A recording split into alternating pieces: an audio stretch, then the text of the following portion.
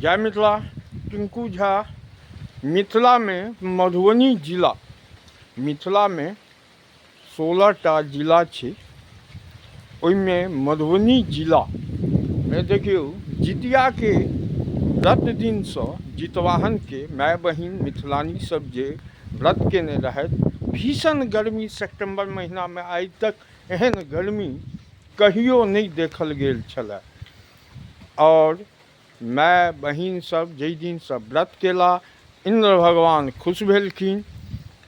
काल्हि राति से शाम से अंधेरा अछि, लाइट नहीं अछि, बिजली नहीं अछि, सब परेशान अछि मिथिला में। और ई रिमझिम बारिश भऽ रहल अछि।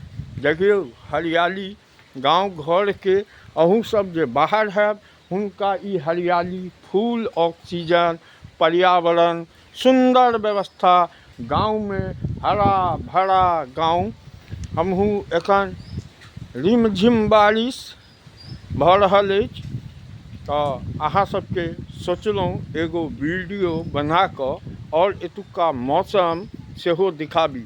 तब तक के लेल जय मिथिला, हर हर महादेव।